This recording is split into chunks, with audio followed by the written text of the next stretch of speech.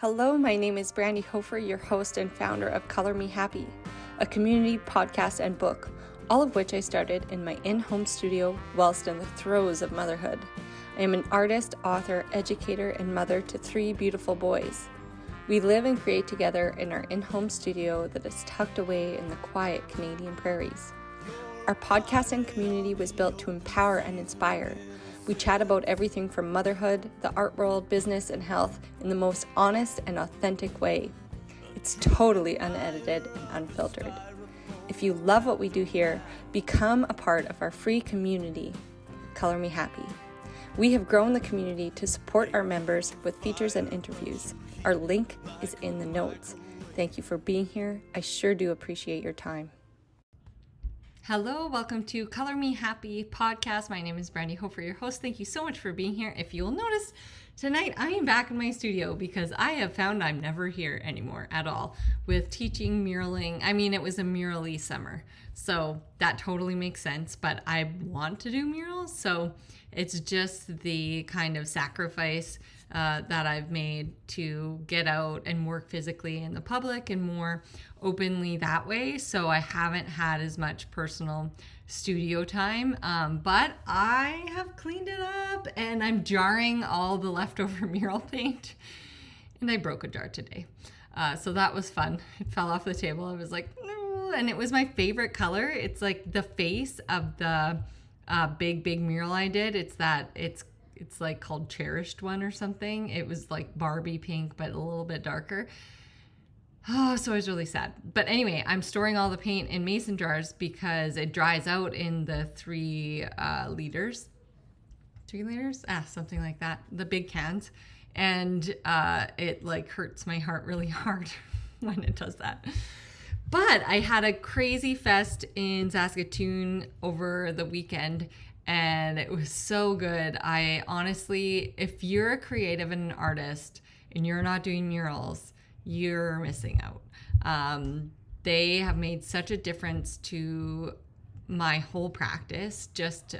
I love the social aspect. I love working with businesses. I love seeing other people's visions come to life. I love impacting my own community and other communities, and murals are a way to do that.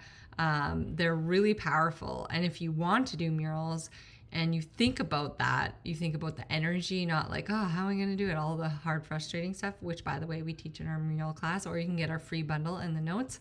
But if you just think about the energy they can bring and you getting out there, I think that's the place to start. Trading and also is a place to start, or just doing some in your home. Like I think for one mural I traded, like they were a clothing store. So then I traded her, she traded me gift cards so I traded clothes for a mural. I wanted to look good, and I still do look good. Still have a lot of those solid clothes items. And so just like some ideas for you to get started yourself. It's just so addicting. I can't wait to do more. And I got some paint. Thank you, Home Hardware, for sponsoring our mural. It's something I couldn't control, like having a quarter can left, really. Like I just couldn't be on site and like run out, which we did several times. It's just like you have I didn't do as much green as I thought. And then, yeah, stuff like that. So he did have a little leftover. Lucky I randomly got invited to another mural festival in Saskatoon. That was just luck. If you build it, they will come. If you have the paint, they will come. Just buy the paint and then you'll get a bunch of jobs. Best advice of all time. Okay, this episode, you're going to be blown away. It's a bit of a longer lesson, so drive somewhere. Or be in the studio and work, or be at work and listen. But Margot, she shares her crazy story of being like kidnapped. Is it kidnapped if you're not a kid? I don't know. Abducted? Yeah. And surviving. It's like, I have no words. And it actually brought up something in this episode, you'll find out. Something that I went through and I totally forgot. I think I stashed it away down deep because no one likes to think about these experiences. But she came out with a newfound gratitude for life. So you're going to hear about that. And she is a gorgeous woman, and I'm so grateful for her time, and I'm grateful for you being here today listening. So check that out. Enjoy it. Thank you to our Tuesday. If you're local, by the way, BioClean washed our mural. It's saved. It worked out in the end. Just don't use Sherwin-Williams anti-graffiti coat to coat your murals. It's too rubbery, in my opinion. We had some bad luck. It got dirt blasted the day we did it. So that came off. So it just still, I would do it differently for 3,082 square feet. Anyway, BioClean saved us. They are our partners in this podcast. Thank you, BioClean. Nouveau Laser and Aesthetic Center. They are going to fucking fix my face because, not fix it. I have acne scarring. You can't really see it right now. Weird. Anyway, Starbucks, and I learned on the weekend from I love going on adventures and I love meeting new people, if you haven't noticed already. And I love chatting. I sat with these women going to the Dixie Chicks concert, and they just started talking to me. We started talking about oat milk because one was celiac, and I get inflammation shows up in acne on me. So I can't have gluten. I have an intolerance, which is dorky. You don't hear about it. Anyway, another woman had celiac, and I like them because I was like, oh, the Dixie Chicks concert would be fun. And it would be fun with you all because you seem fun. Can I just be your friend? But I had to go home.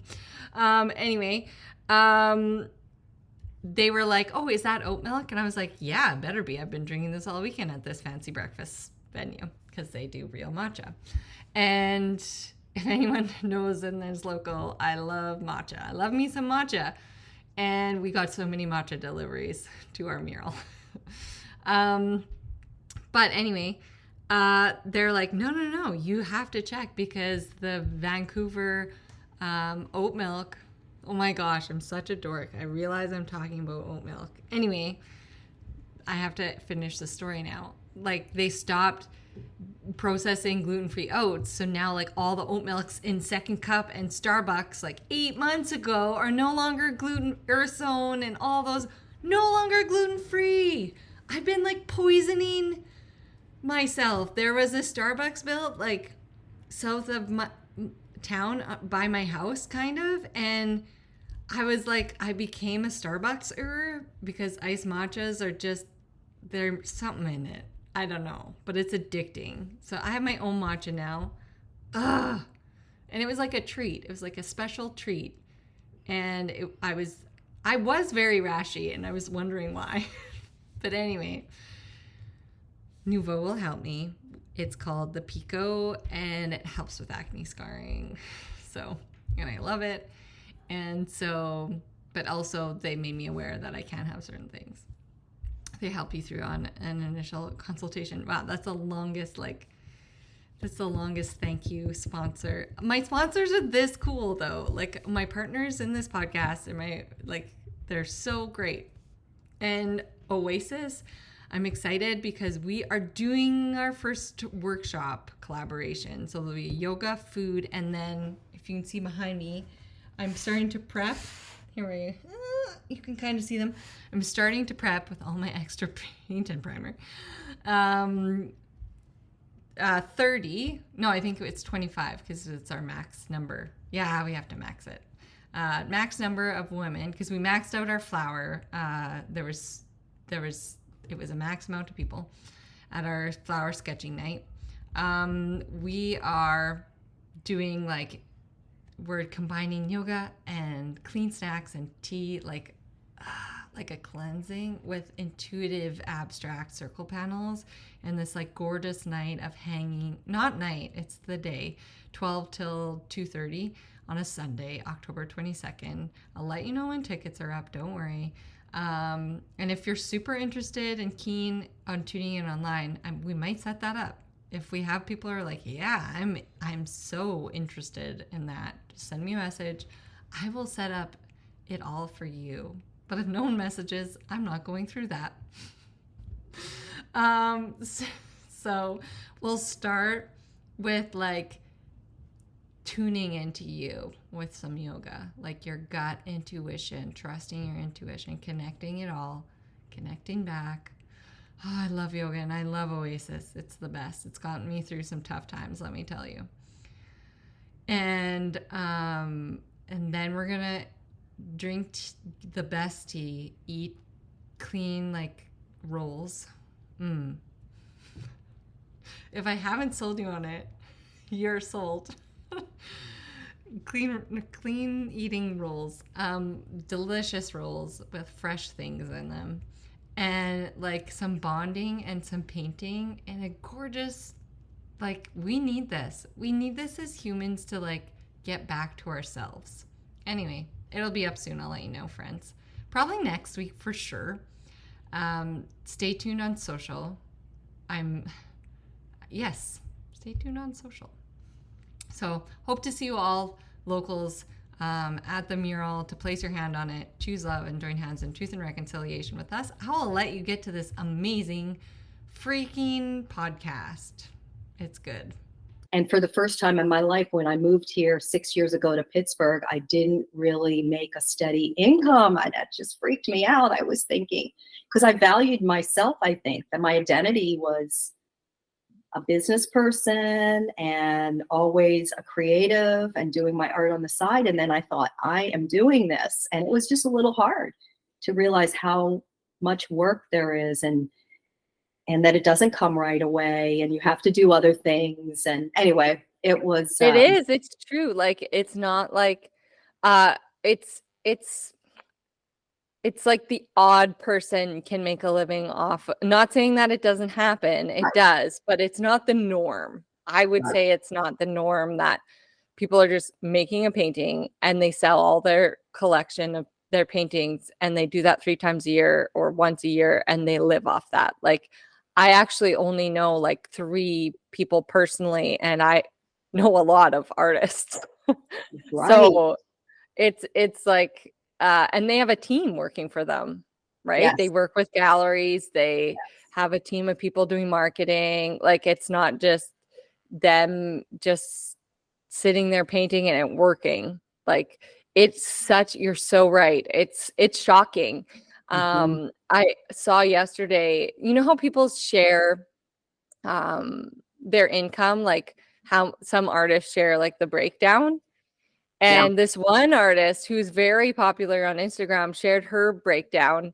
And I was just, Instagram's the worst for like envy and stuff. But you're like, they have 1 million views on their reels. They must be able to live off their art, right? You think, like, when you think of something like going really viral and popular, they must be doing okay. And it was just, I was happy she shared it because it was so reaffirming to being multifaceted, and being able to support my family is a more realistic vision than just like painting. So, because sometimes that guilt comes, like, what if I just put all my energy into the painting again? Like, would it be, and it wasn't enough, and it still isn't. And so she shared it and was like a breakdown, and she only ended up making $12,000 a year on her art. So, and she, like, again, had a very popular account, and so you see, like, Not Sorry or art, and she's like, she does retreats, and she does classes, and she does her art, and like, it all feeds, and it really is, it's like this big balanced stream of all the different things, and it looks so different for everyone else. When did that shift for you, when into full-time creative? 5 years ago.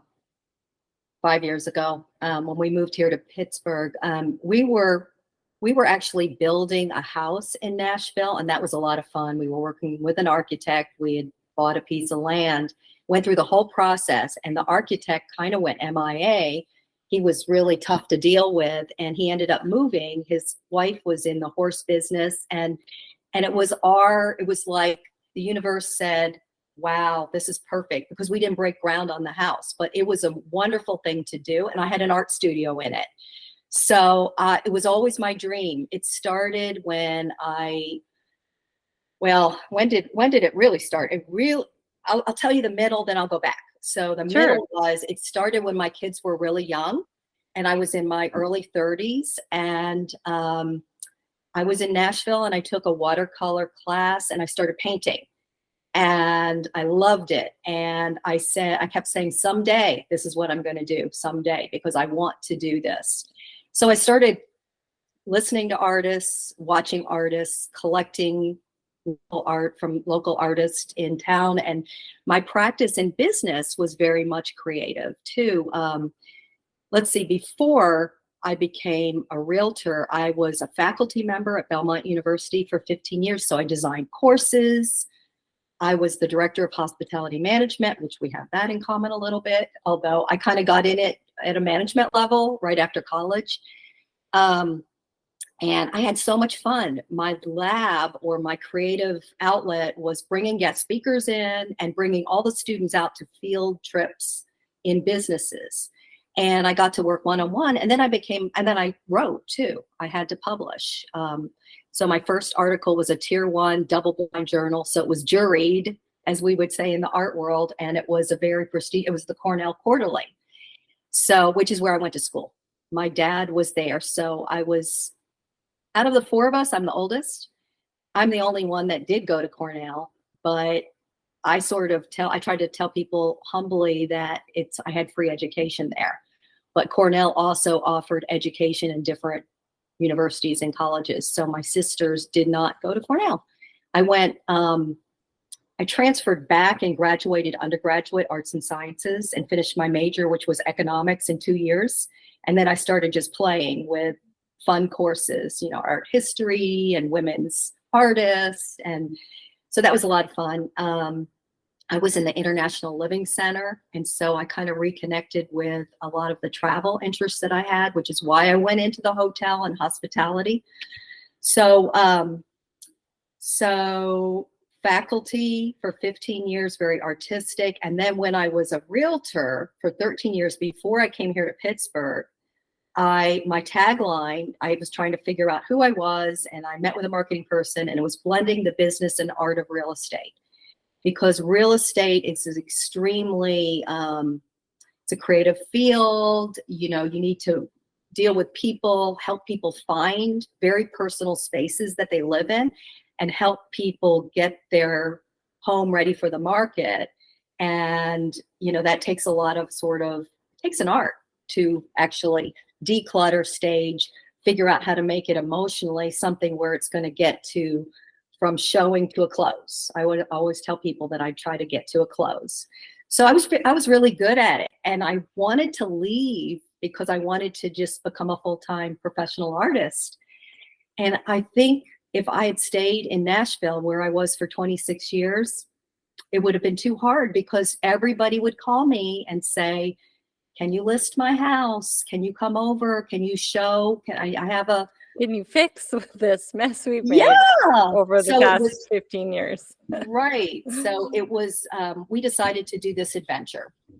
And when we did, my husband's income went up, and we said, okay, time to do this. My dream, which was to come back to art. And I didn't realize how hard it was going to be. All of a sudden, my confidence was very high in business, and I had to sort of come down to earth and learn a little bit about art speak. I would apply to shows, and people could tell, and they would tell me, like, you just need to learn a little bit more about. And when I found the art queens, I was so happy, because it didn't matter if you were self-taught or hadn't done it in years. People helped you, encouraged you. I would listen to Create, and art and cocktails before Create.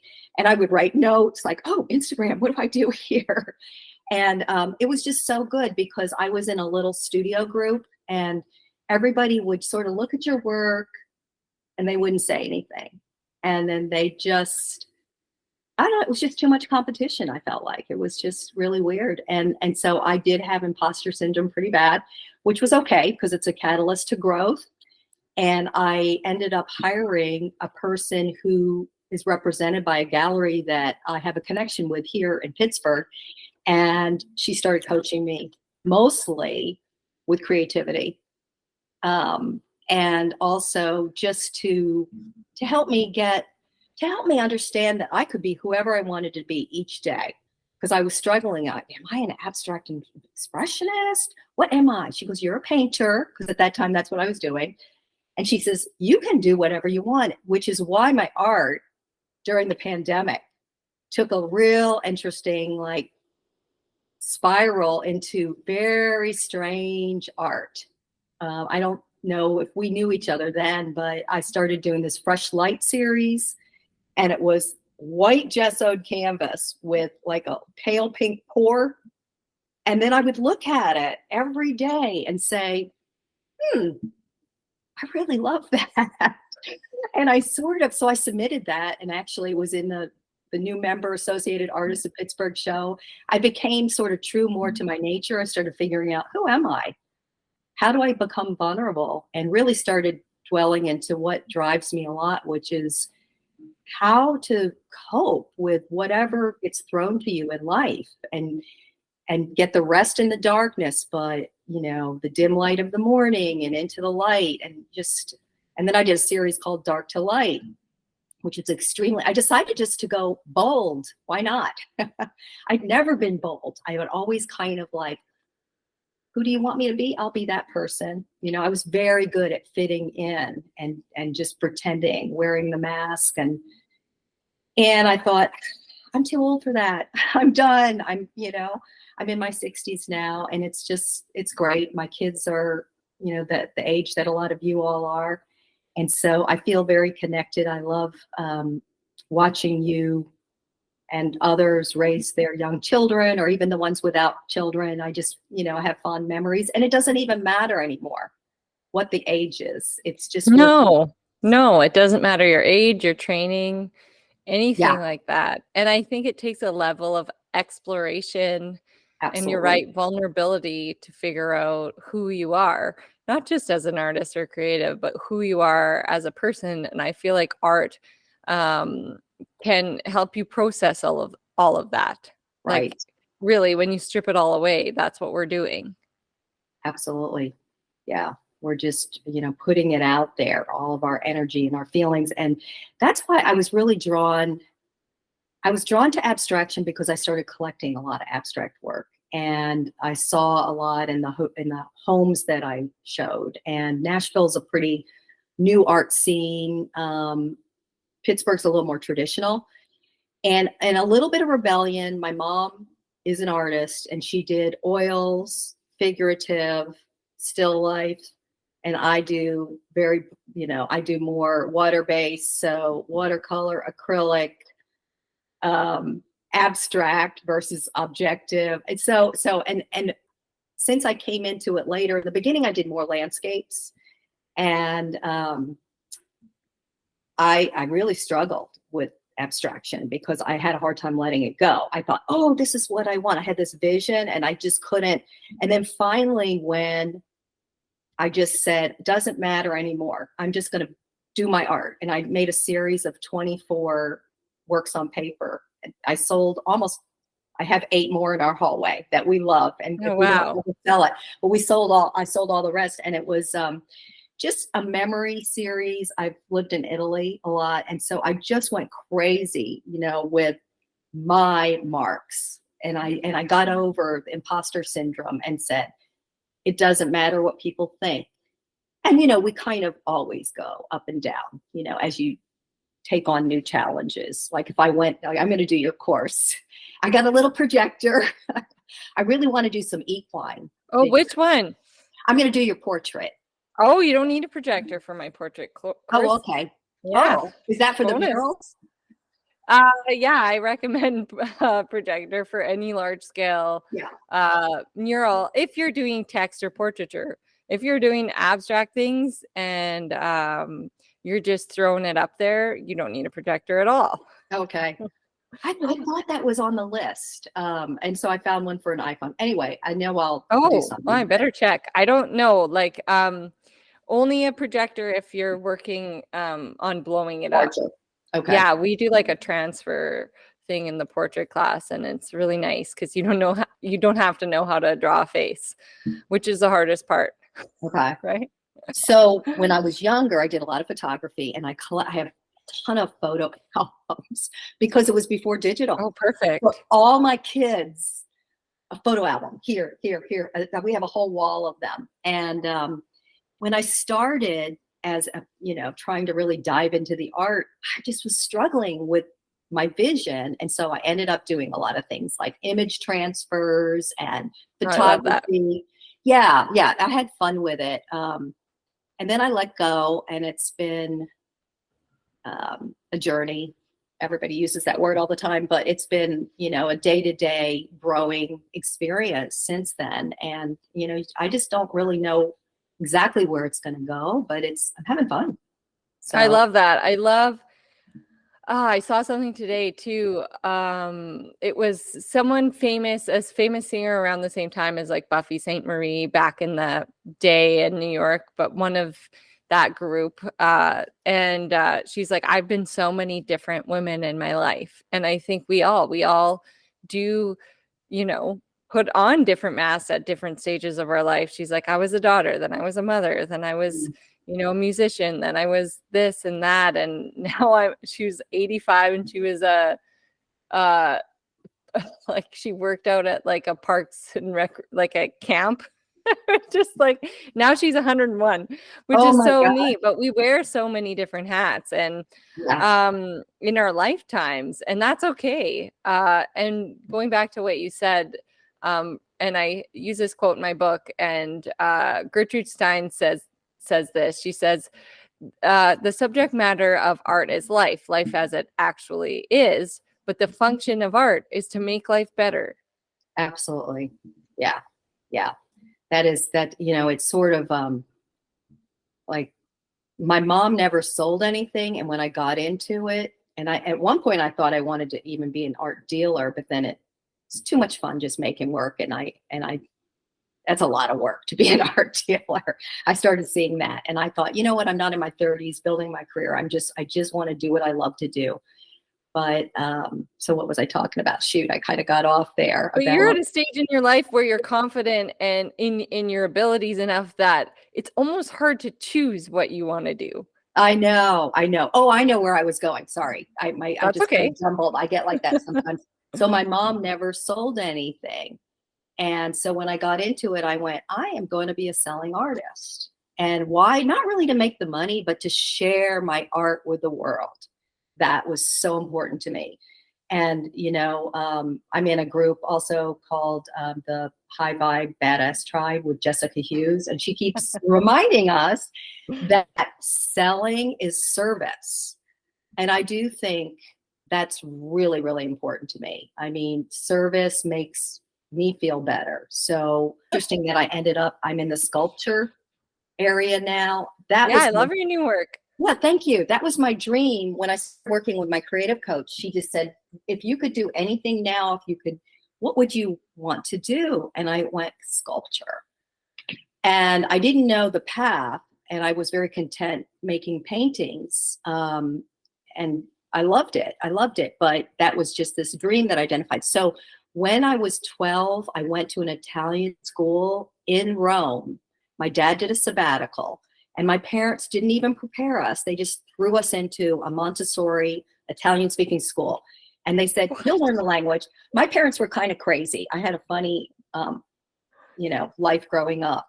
So I had to kind of grow up really fast and everything. My parents were the youngest, my mom of 9 and my dad of 3. And he was the youngest boy, and there were 2 girls.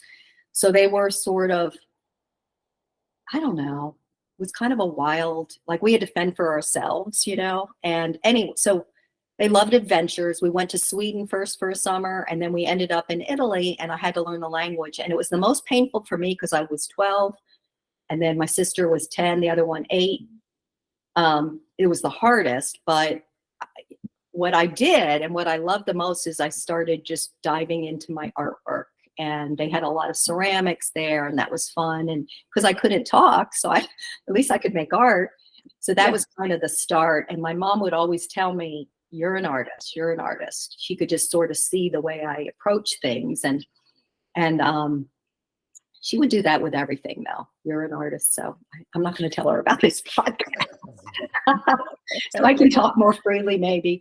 But anyway, so, and I was rebellious against that as a teenager. It was like, no, I am who I am. I am me. I am not you. And that she did that a lot. And I didn't want that.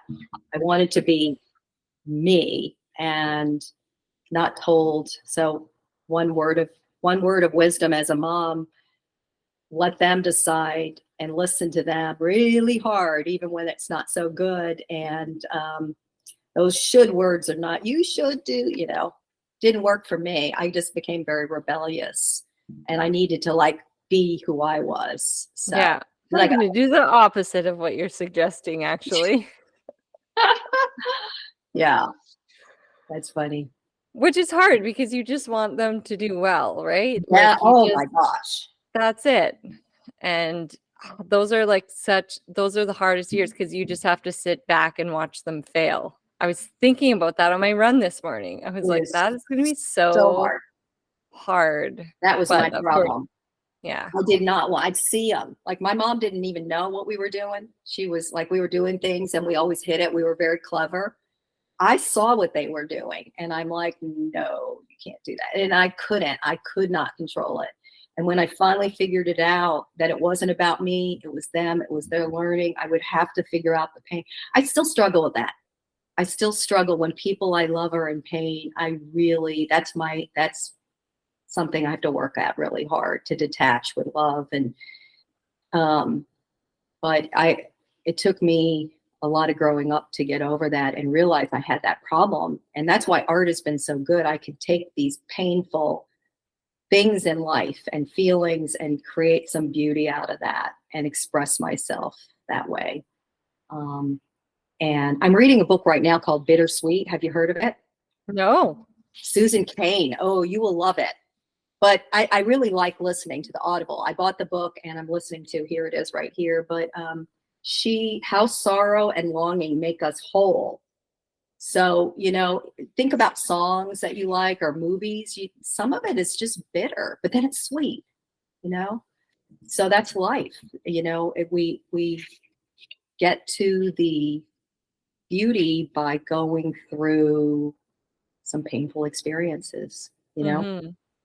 It's so strange. Almost everyone I connect with, and maybe it's just everyone in general, a lot of people have had these like really big, almost like hardships or accidents or painful experiences in their lives. And it's like this whole huge turning point in their life that's changed who they are and what they do.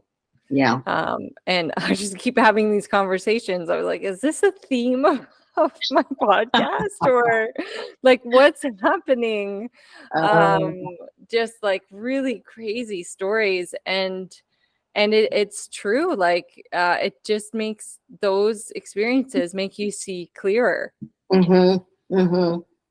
And the only way is to go through it. Mm-hmm. Mm-hmm. Yeah. And especially grief. There's no over or under grief. There's just through. There is. Yeah. And I feel I lived in Nashville 26 years and I drove by that neighborhood, the school shooting all the time, very upscale, just 10 minutes from where we lived. And how can those families, cope? How can they survive after that? That grief must be incredible. And it's just tough. So tough. And I just can't fathom why this became a thing. Oh, I know. right? Like it's maybe it's better in school Canada. is where you should. It is better in Canada. I think We so. have, if I could look up the stats right now, I think Yeah. we have like 2 in total. Yeah. And it's just gun control. Yeah. So It's that's what it is. Like if you don't have to be I'm not super into math, but if you look at the stats on that, yeah. I'm super into the Gates right now, and I'm researching. I listen to Melinda Gates's book, and they're super into stats and research. Yeah. And if anyone can gather data, it would be them. Yeah. Yeah. Absolutely. Right. And Mhm. so they just have the money to gather the data. Mhm. But it's just like plain as day. That's what it is. I don't know the solution, but like through a government standpoint, like obviously we know that things are slow moving when it comes to that. So, but I just don't know how or why it was a theme that caught on, because every family should feel safe sending their children to school. I know. It's so sad. It's the leading cause of death in the U.S. now for children is shootings. My husband was trained as an internist, but he's the chair of pediatrics at Children's Hospital here in Pittsburgh. And so, he's constantly looking at the data and looking also at, the stats of declining population and where people are moving and everything, because that's all important to him. But it's just, there's a lot of issues, and then children with mental health issues. And that's very important to me too. It kind of comes with the whole dark to light, that I think everybody has the potential of having depression, whether it's grief that causes temporary, so we all have to seek wellness, and we all can be a little unstable at any time in our life. Of course. And yeah. And so how do you, I think podcasts like the Mel Robbins podcast, she's been really terrific at really helping young people think of ways they can understand how to deal with these issues, because she has children that are growing up, and it's very important to try to help children into adulthood launch themselves so that they can feel that extraordinary day, as you say, instead of just ordinary dull times. I mean, we never know we never know what's going to happen. I'm saying a lot. I'm just realizing. No, that's fine. I didn't notice at all. I say a lot. A lot. See, it's Yeah. just like a natural. So, so yeah, that was a lot in that one long thing. yeah. But oh my gosh, your husband just must be so frustrated. Sitting in that position, but like a helplessness of it is right now. It is a mental health. It's a mental health. What's the word? What am I trying to think of? It's a mental health. Even in Canada, there's a mental health crisis. There's a crisis, a mental health, anxiety, and people not having hope and goals and dreams, and parents and the news. It's just every time you turn around, the world is always on fire. Yeah. No matter what generation you're sitting in. I mean, the 80s and 90s seem great, but then we had Vietnam, and we had. But I mean, that's what I mean. It seemed a little bit better, but the world is always on fire. In the millennium, the world was going to end in the year 2000 or 2000. Like, I remember all these things. The world is always on fire, and almost you have to protect yourself by living in a bubble. You really do, and to focus on the things that you can control. Like, I know we just said the only way is through, but you can't solve the world's problems.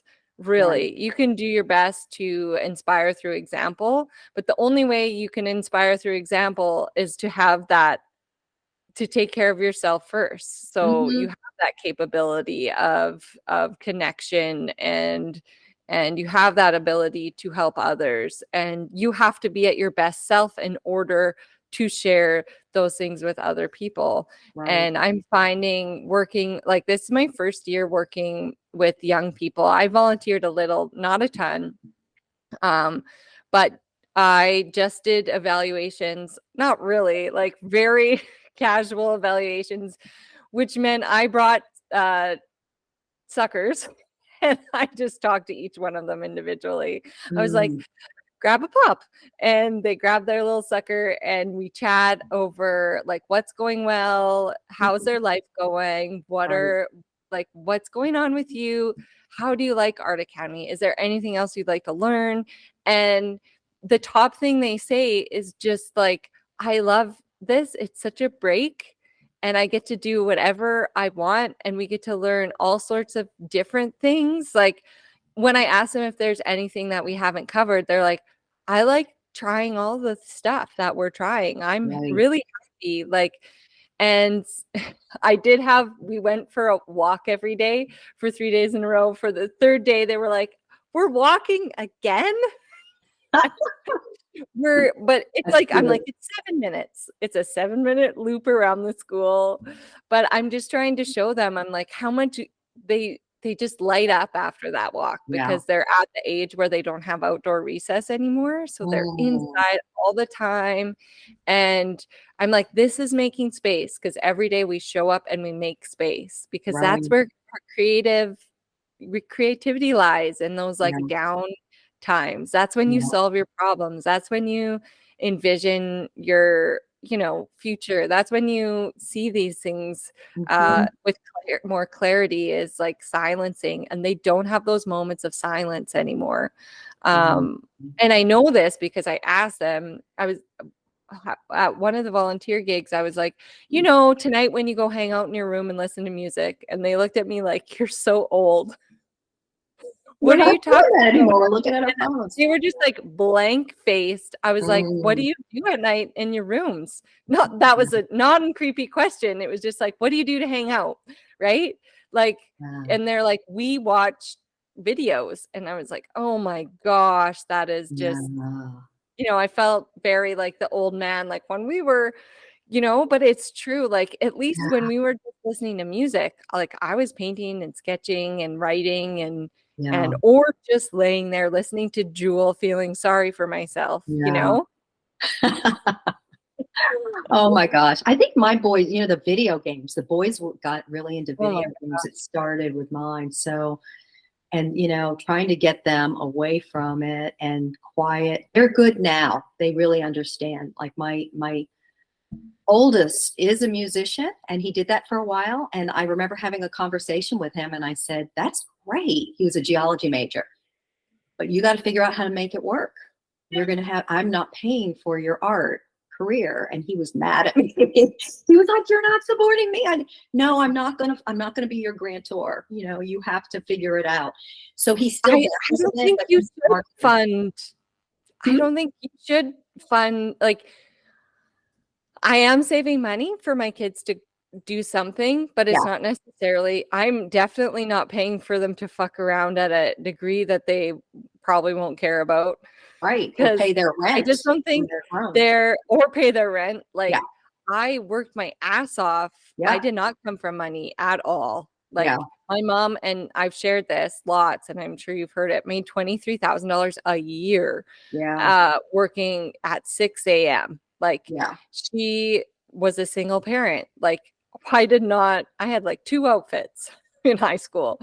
And I I don't played know. sports, so I like Yeah. worked on the side to buy myself clothes. And Mhm. like, my kids need to learn how to hustle. And Yeah.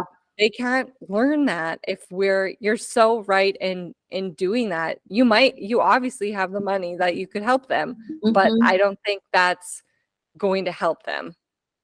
No, and I remember that. Well, number one, I remember babysitting all the time. I even worked for a doctor's office when I was younger, and I remember even through college, my parents got divorced when I was 18, so they financially became even less, stable. And so I said, okay, I'll be a resident advisor. I'll get my room and board, I'll not my board, but my room paid for to help my dad. And then when I was raising my kids, we had little used cars for them. One learned how to do standard, all safe, but They had to figure that out, but they lived where there was a lot of time and money. And so unfortunately, they saw a lot of their friends not make it. And it was just hard. The suburbs of Nashville and where I lived, I try not to say all the places, but anyway, should we touch on my topic of trauma? Yes. I'm happy, clearly, to chat about whatever you want. Yeah. I'm here for you. I'd love to hear about that. Well, I sort of thought about it as I was thinking about living in Nashville, and it was 15 years ago. So it's much easier for me to talk about it. I wasn't even when I started putting an artist statement out, I couldn't say anything. And, I was interviewed by, you and I are in Art Moms United with Mona. Yeah. Roach. And they said, is there anything you don't want to talk about on the pod? Because I did a podcast with them and I put trauma. And they went, okay.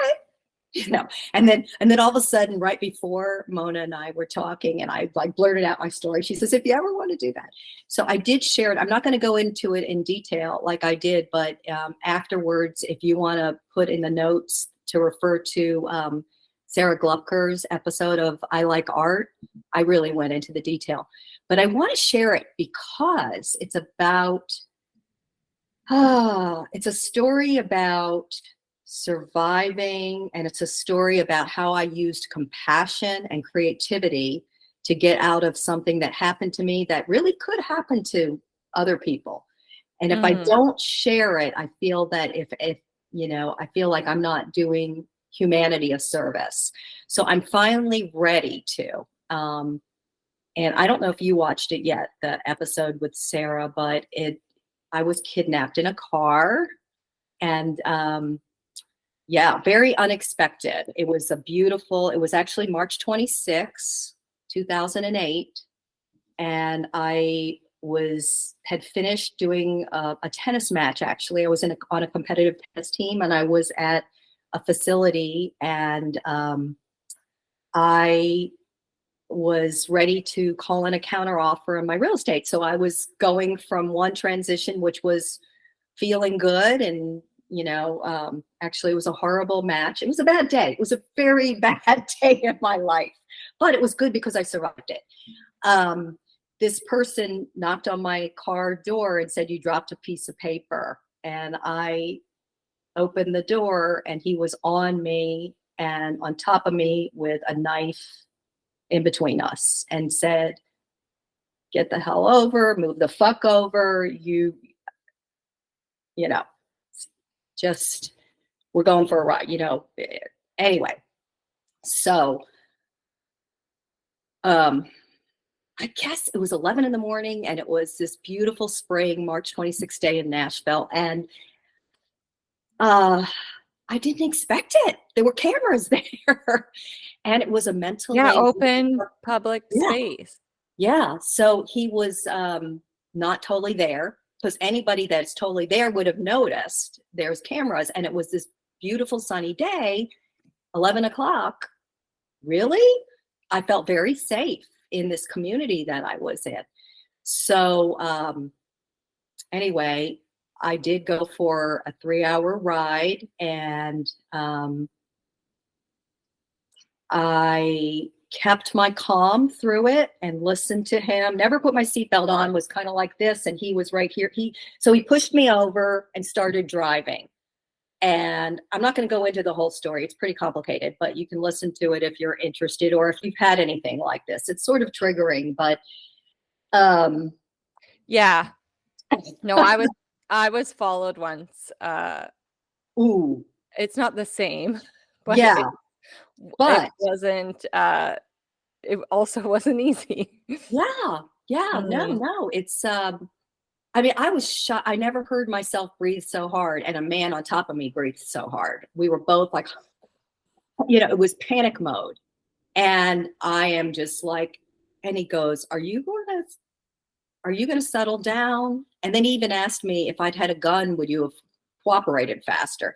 But I realized that, and he said all these things, and I realized that I had to do something. I had to listen to the man. I had to cooperate. I wasn't freezing. I wasn't looking out the window and crying. I never cried at all until after. Cried of gratitude. But I'd had a lot of practice of listening to people. And so what I thought, I saw a desperate person who asked me, you know, how much money do I have? All these questions. And I kind of just put I am going to survive this. I am going to connect with this man, and I'm going to figure out how to get back to my family, my life. I just never thought I was going to die. Never. I had trust that so I had to really think and listen. And my biggest thing was listening. He, you know, told me all these stories, all these lies. You know, he was dying, his son was dying, he needed money and all this stuff. So I was a realtor, so I had lots of good negotiation skills. And I said, okay, this is what you need. This is what I need. We got to figure this out. He did pick me up on the highway after about 2 hours. And I thought, I can't just keep listening to this man. In the meantime, he put an explosive device on me, on my waist, and I could smell it. And he said he'd been in Vietnam and seen everything, done everything. And so it was real. It was a real captive situation. But I got out of it. And the way we made a plan together, and I went to a bank, first went through a drive-through, and he felt like there were too many police. And then I said, let's go back to my branch because they know me. And so we went back. I got out of the car. He said, I have 10 minutes to take out some money. He had asked me to phone up the bank, write down how much money. I had taxes due. I was doing a kitchen renovation. I had 4 accounts in the bank. And then you have another account. And he says, write it down. He screamed at me. He put it on speakerphone. And so I was kind of like writing like scribble, and he missed a lot of money. He missed like $10,000. And I went, when he said, is that what you have? And, you know, I didn't care how much I was going to give him. I wanted to survive. And I went through the biggest performance ever because I didn't tell the bank that I had an explosive device on, because he said, I'm going to blow you up if you don't come out with the money. And the bank told me after they would have put me in a vault. That's how they would have handled it. And so I did the right thing. So I went up to the teller and I asked for the money, and she said, we have to do a transaction analysis. And I said, that's fine. And I just kept my cool. She did it. She gave me the money. I put it in the purse, went out, and he wanted the money. And I said, no, take this off, take this bomb off me. And we made a plan for him to drop me off a couple blocks away. And then I got out of the car. He drove off and told me to wait an hour before reporting it. But he really became not attracted to me. Thankfully, he was older. You know, he became friendly to me and told me what to do because he wanted me. He liked me. So I made kind of like, it was the humanity connecting. Even though he was a criminal, mentally ill, I was the victim, which I don't even like to be called a victim. I call myself a survivor. He told me, wait an hour, contact the police. Eventually, you're going to probably get all your money back. So then he went off and he tried to, we were in Tennessee, which is kind of central, middle, south, and he went to Mexico and they couldn't let him cross. He ended up in Sacramento and they found him 2 weeks later. Most of the money was there, and I signed an affidavit, so I can't tell details of that. But financially, it wasn't a loss for me. It was just, actually, it changed my life. And believe it or not, there's some really amazing, it's like when you survive something so painful that could happen to people, you're just so grateful.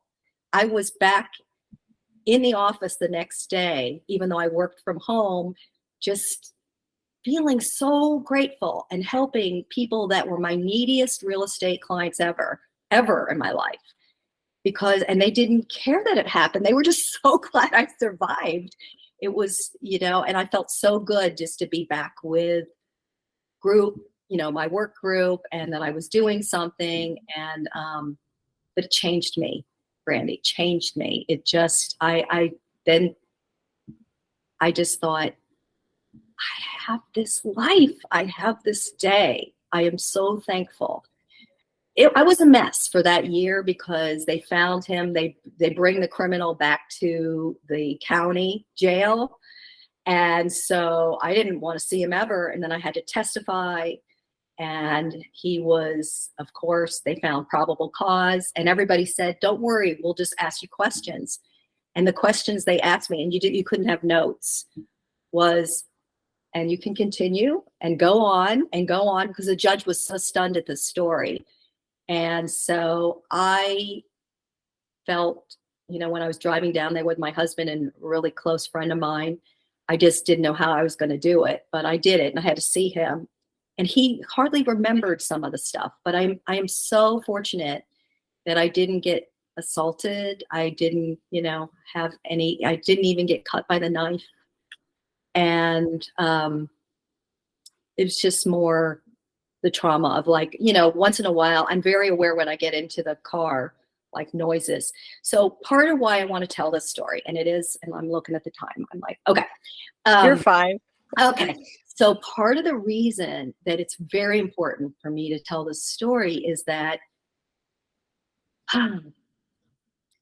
it's so important to listen to people and have compassion, and be as creative as you can with the situation. And I learned after how important situational awareness is.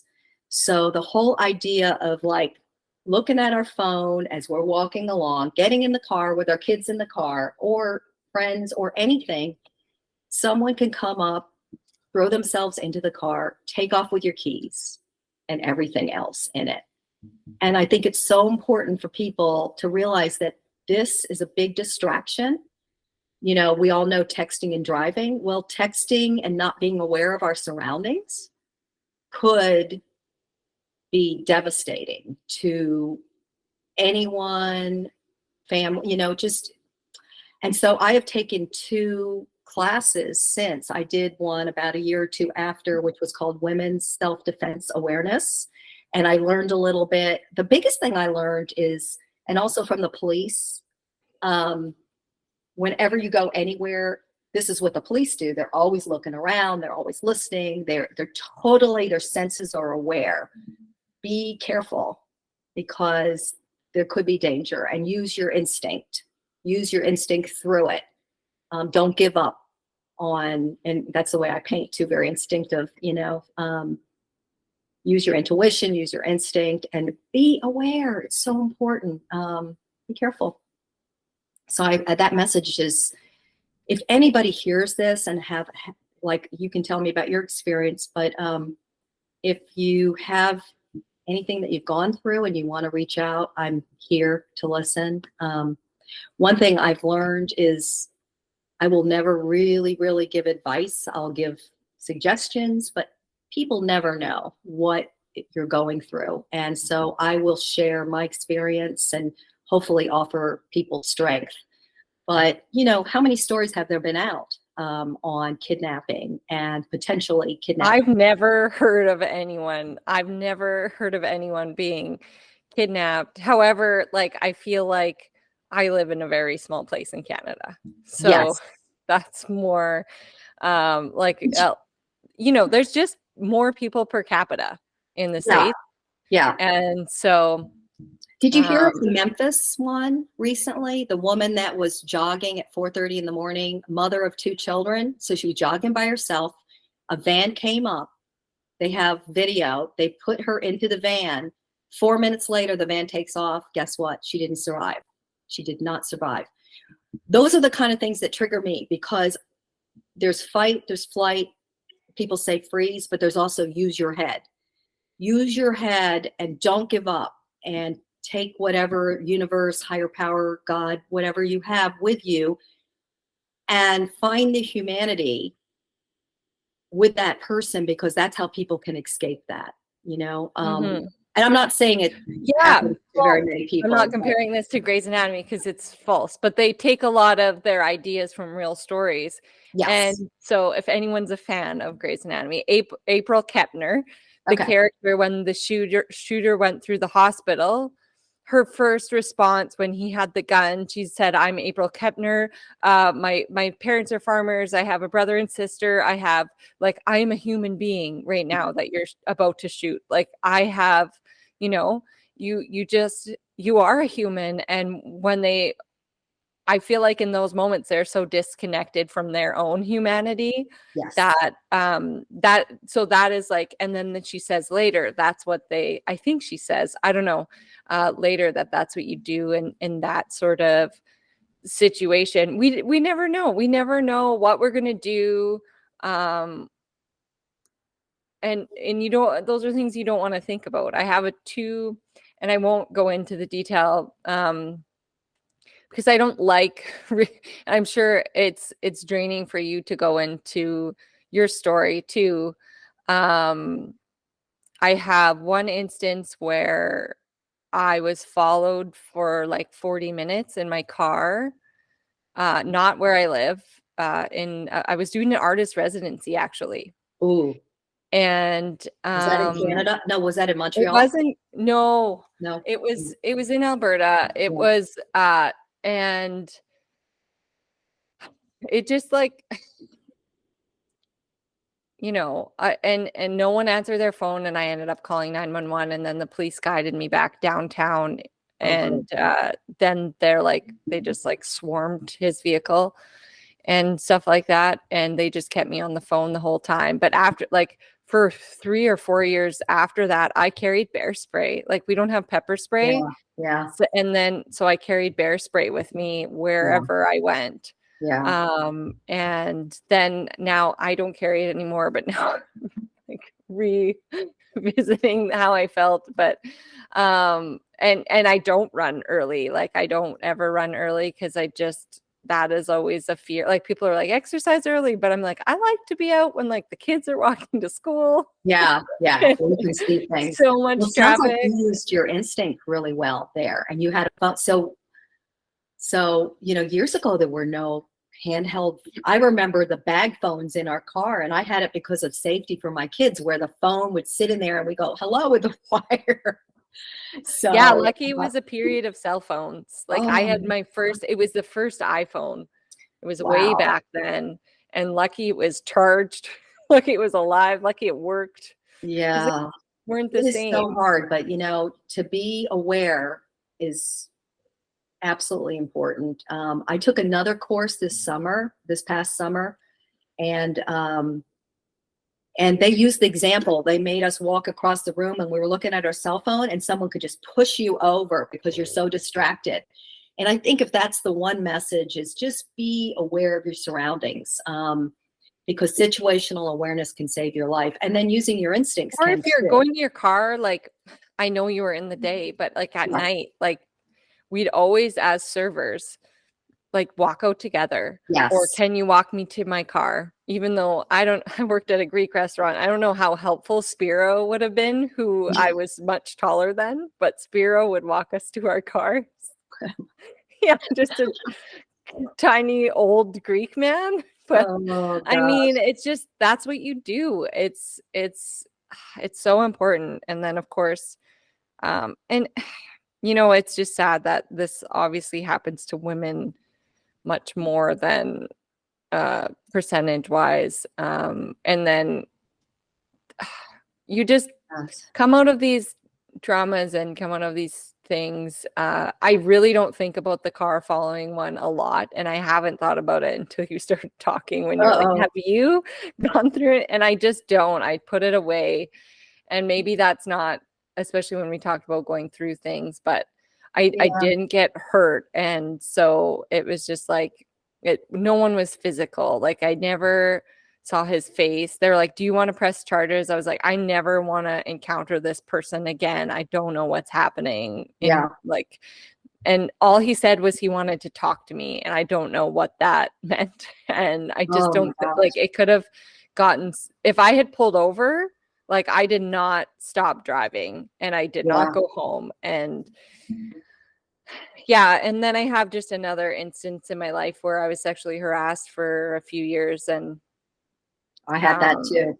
So many. I don't know if there's a woman who hasn't been. I know. To be honest, like I know. Oh my every gosh. woman can name more than one circumstance where they felt Mm. uncomfortable in a conversation. Yeah. But it took me a long time to get over. I was very Yeah. depressed for a period after that. Yeah. Yeah. I was disorganized. So that's the one thing. If something has happened to you, anyone out there, just be gentle with yourself because you get a little disorganized. You know, it's just like my finances. I was like, because 2 years later, the trial happened. And Oh my then, gosh, what a long yeah. And then drawn this is out the craziest thing. thing. He was declared insane during the act. So he got off and he was 7 Come felony on. charges and he wasn't convicted. And he went back instead of going to state prison, and I would have had a website and I would have followed him until he got out. He went back to Minnesota and he was an ex-police officer. And yeah, I think he's still out there, but I'm not worried about it because I know he was bipolar off his meds and that's why. And he never took my ID and it's just an example of how mental illness can affect someone to an extreme. So be careful of it. But mental illness can affect all of us at any time. And what triggered me was the George Floyd thing, you know, the police officers in Minnesota. I'm like, oh, Minnesota police officers, you know, that's what I went through. And, but I just want to say in terms of like taking it out of your head, did I? No, I was just a survivor. I wasn't going to talk about the, you know, victim that I was. You can't live in that. You can't sit there. And I had like 4 groups of college students that I advised. I didn't want them to know. So I asked the press to not say my name and they blurred me. A couple faculty members recognized my voice, but people respected it. So I was not. And the therapist said to me, my husband and I went to therapy together and he needed it more than I did because he was like, oh my gosh. But I didn't have a lot of PTSD. I pretty much, and I think it was because I just felt so grateful and I just had my work. But my son, my oldest son, doesn't like that I'm out here talking about it. He's like, why do you have it? And my husband goes, she has a need right now to tell people. And I do think that if everyone just takes a little bit from it and says, like when you're with your kids or by yourself, because you're precious too, be careful, look around. Don't open the door. I wouldn't even open the door to people that are begging for money and stuff. I don't trust. I had someone knock on my door 6 months later. And I was like, I am leaving. I'm not opening the door for anyone because when someone forces themselves on top of you, there's nothing worse. And I was truly captive because then he knew I was going to jump out of the car. And that's why he put the bomb on me. And then since then, I've heard so much trauma that I'm just sensitive to that. But mostly I just don't, I live my life. I take risks. I horseback ride, but I think riding a horse to me is safer than being in an automobile half the time here in Pennsylvania. But I really think the message of that is important to always, if you treat people as with absolute respect and you listen to people and don't go into that freeze mode where you're crying and you can't think, then you probably will survive things. And also a little bit of self-defense is good, having that, knowing what to do when something happens like that, Mm-hmm. Anyway, that's why I wanted to tell, the story is, it's hard, but the internet's a scary place too for young women, not as much men, but it could be for men too. And some people have been on the internet and then people have captured, there was one person here in Pittsburgh and she was on January 1st. She met someone that she talked to in the chat rooms and he captured her and took her down out of state. And they live streamed the torture and they found her. And that's her life's mission. Now, my life's mission is just to take that pain and those experiences and make beautiful art to express as an artistic expression. But I also, with that pain, I just like you going through the pain of losing your mom, you know how important every day in your life is, and how important it is to serve people and do things that are really, that you're passionate about, because you don't know. You don't know if you're going to get sick. You don't know if something's going to happen, and you just want to live. Oh, I said that to my husband the other day. I was like, at this point in our lives, I know this season is hard with young children, but at this point, our two existing parents that are here are healthy, and we just need to sit in this and enjoy it. Yeah.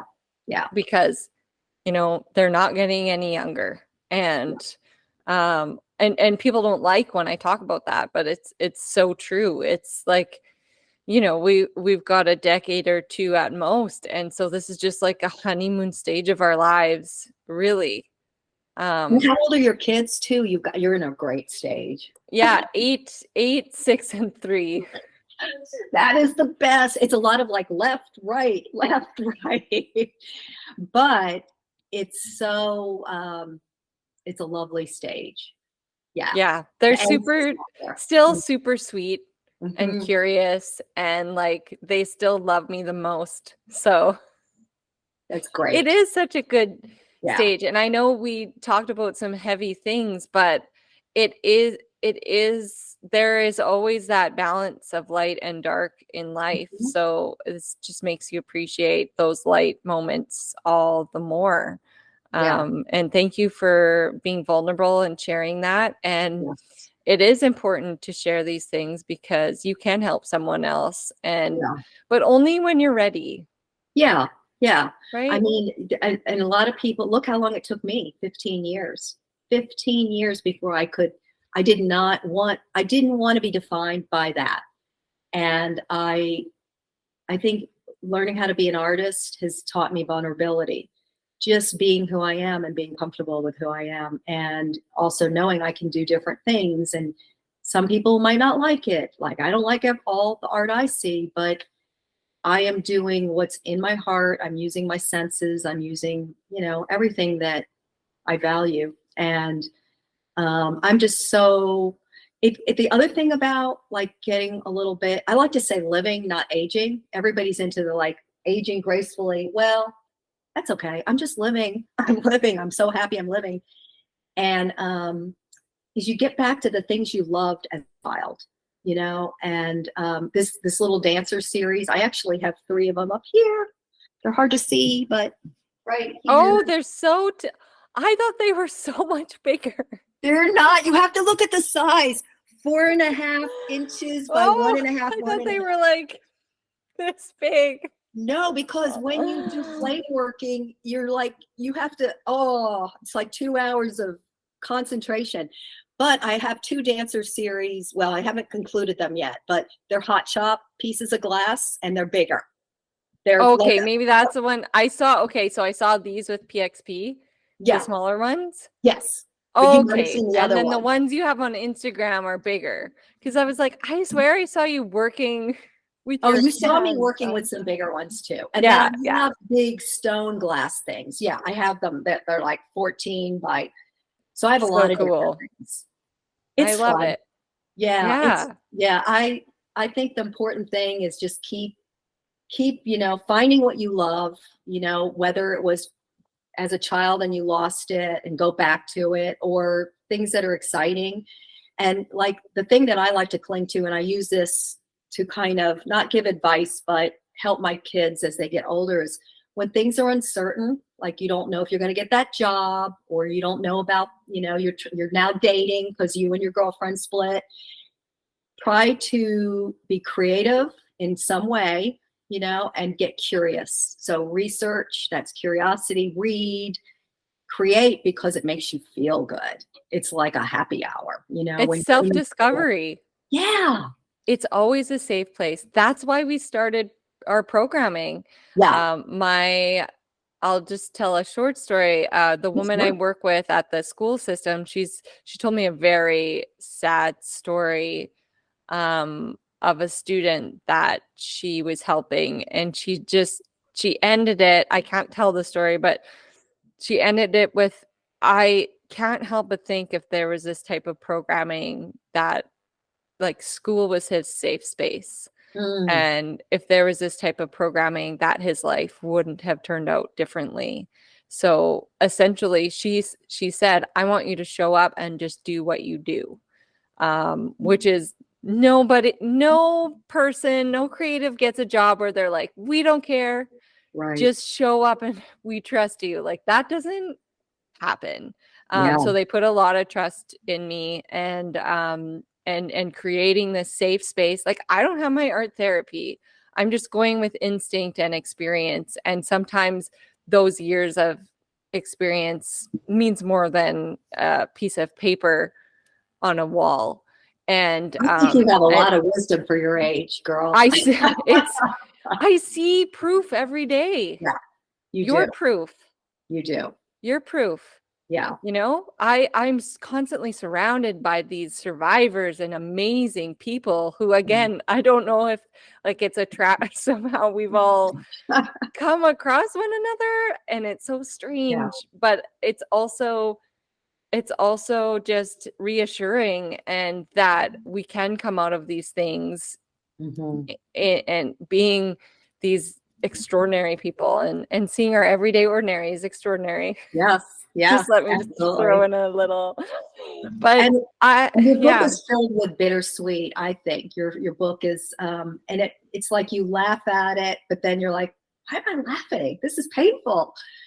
Your humor is great in your book. That's what I loved about it. And it's really just you. And then you'll write a book in 10 years and it will be a different you, because Brandi will be different in 10 years, but that's okay. Oh gosh, I could write a different book this year. Yeah, totally. I wrote papers. I wrote academic journals, and it was like a straightforward process. But the papers I would write now are different then. Oh yeah, I love it. We're always learning.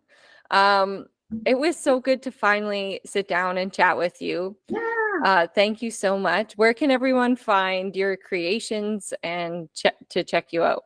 Okay, so my website is just my name, margotdermody.com. And Instagram is also, it's my all-in-one, Margot Dermody, and Margot's MargotDe, can't even say it, Dermody, Dermody. And Facebook's also Margot Dermody. It's easy. My name, very easy. And yeah, so we've got a book coming out, a collaborative book that'll be fun. On I saw that.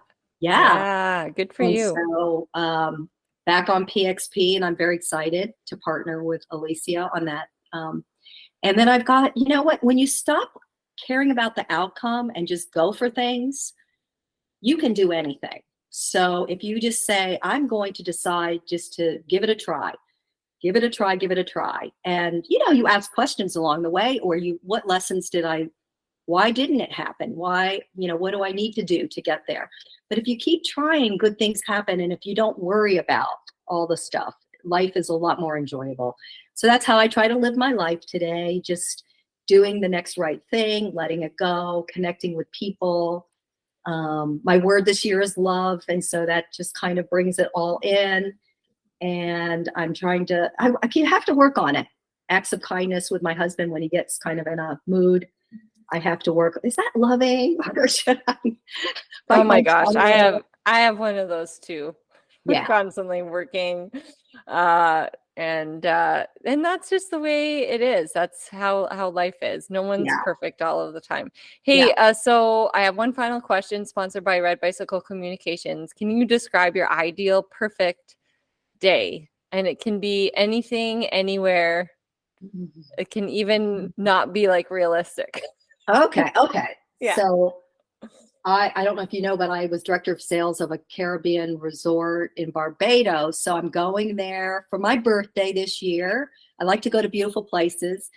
And so I'm going to picture myself on the island of Barbados, walking on the beach, collecting beautiful rocks and sand and making marks in the sand and seeing the sunrise, and then enjoying delicious fruits and food and feeling the ocean and the breezes on me. And see, I'm even almost closing my eyes as I talk about it.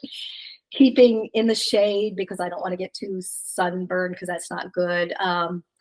And then we're going to go horseback riding because I have to always, my husband and I like to go horseback riding every vacation. So get on a horse in a beautiful place, pet the horse, comfort the horse so the horse doesn't buck me off, you know.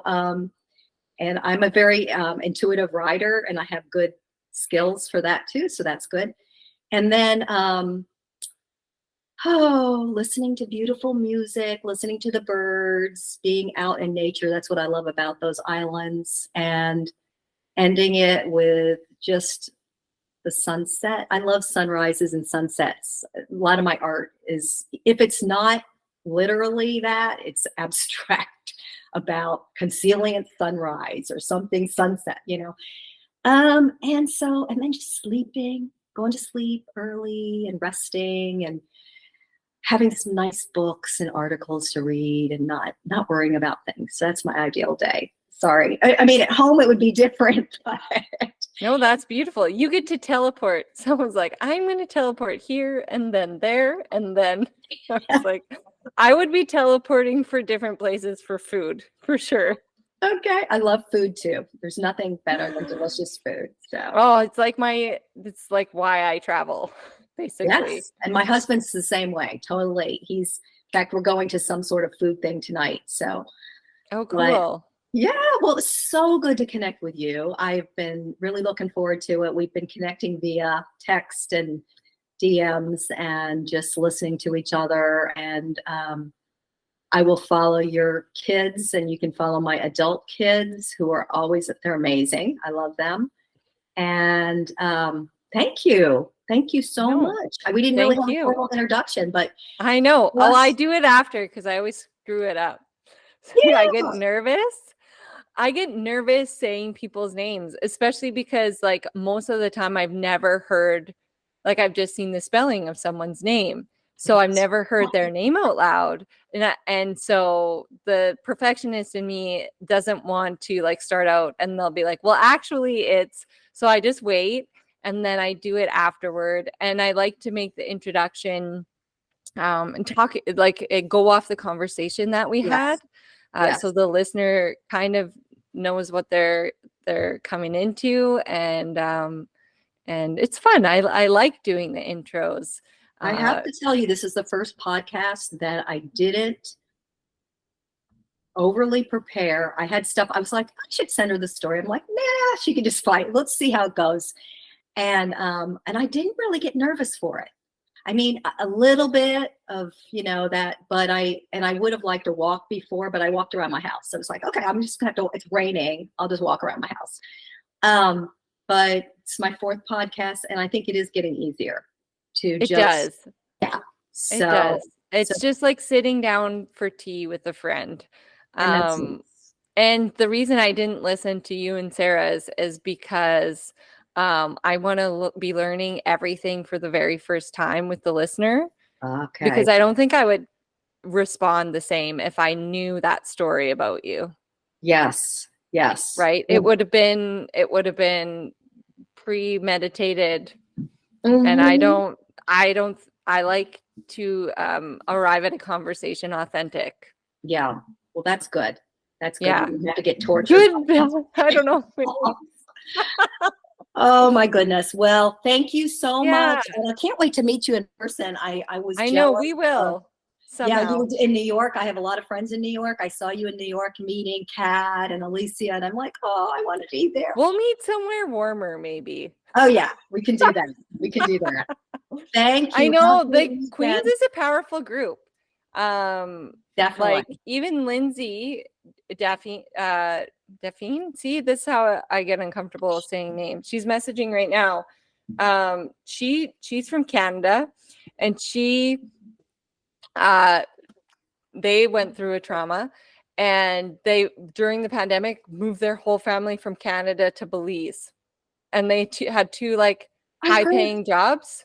Yes, and so they're building like a retreat and program and stuff like that. So they're just getting set up, and I'm like, maybe we'll all meet there. I told her I can't go in 2024. I don't think, because that's actually coming up. I It know. feels like I'm You like, have to but be I careful feel what like you I would wish have for. more of a, like, I'd be able to teach a retreat, like have a following enough to, I'm like, I think my audience would be ready in 2025, like February, Yeah, to we'll go to like, let's Belize. all go to Belize. That would be Please, can beautiful. we go there? And I'm like, I think we'd have enough great women. Like, it doesn't have to be a lot, but like a great group of us to go, even from the queens, like once they find out, I think Yeah, be an awesome time. So that's the first one I'm planning on doing. And the fact that I get to bring my family, nice. right? I think Yeah. that's important, to, not that it'll be easier, it'll be way harder, Uh-huh. especially because it's far, but I think they, like your parents took you on those experiences, and maybe Yes. it wasn't easy, but it was important part of your development, Yeah. and Yeah. to be uncomfortable and afraid and push outside of yourself and experience another place. So Yeah, definitely do yeah, I'm that. hoping. Definitely do that with kids. We went to Yellowstone and we also went to Cayman Islands together. I think they were about 8 and 10 or something like that. It was wonderful. Do it now because it becomes Yeah, harder. And they yeah, don't like you when they're teenagers, so everyone will just hate each other the whole time. it's too much sneaking stuff too. It's like, Oh, you I know, remember being a teenager and I was like, oh, I hope no oh, one's the worst like I was. there's a reason Just you have babies, toddlers, grade school before teenagers. I always tell my friends, and then they grew up, all the ones in Nashville. I said, let's talk after your kids are teenagers. And now because I started dancing a lot after this happened. That was what I did. I gave up tennis and I did Zumba and salsa, and I just went crazy dancing because real estate 2008, it was a big dive, and I would do all my work, and then it was like, okay, time to sweat. Let's go dance. And so dancing's been a part of my life, and also, therapy. I did that maybe more than painting, but anyway. Well, Brandi, I'll let you go. We can talk yeah, we forever. could talk forever. Yeah, thank you. The Take care. ongoing problem in my podcast. We could Yeah, all talk forever. yes, yes. All right, we'll chat soon. Okay, take care. Bye. Bye. Thank you so much for joining us. I could literally chat with my my people I meet for the podcast, my guests. That's the word I was looking for. Forever. I could chat with you forever. Like, be sure to engage in our Color Me Happy community. We're there for you. Share what you're working on. Share what you're afraid of. Share what you're going through. Anything. We're here to support you creatively and intuitively and as humans. We're all humans. We're all on this crazy roller coaster. So I'm here to support you being you at every stage of your life and career. So thank you so much for your time. Thank you for being here. If you feel inspired, if you feel moved, you'd really like our book. If you haven't read it already. If you have read it, please leave a nice review on Amazon. It does have 5 out of 5 stars. Of the best, most beautiful reviews from the best humans ever. So thank you. Again, the book is there. It's called Color Me Happy, See Your Everyday Ordinary as Extraordinary. If you put Brandi Hofer into Amazon, it's there. It's about you growing, and then I have some life stories and I take you through, sort of inspire you to live your best life. See your everyday ordinary is extraordinary. So I love that aspect of that. I kind of wrote a book that I needed to read at the time, and in turn it's helping a whole bunch of other people, and I really, really love that. And if you love our book and all that stuff, we have our weekly inspiration newsletter. And we talk about we have member features from our Color Me Happy community and podcast guests. And then we have like our free bundles. We have our art in there and our classes, what's new. So it's like, but every week guaranteed like a little blurb to inspire you. So thank you for being here, and we'll chat with you soon.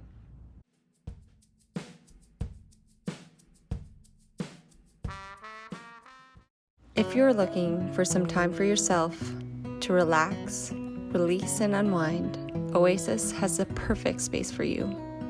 They offer yoga and spin classes of all levels. Whether you are a beginner or advanced student, Oasis thrives on accommodating all aspects of the practice. Let their serene environment and gracious staff help you in your journey of peace, healing, and strength. Sign up online at www.oasishotyogastudio.com or by downloading the Oasis Hot Yoga Studio app. Feel like yourself. You deserve it.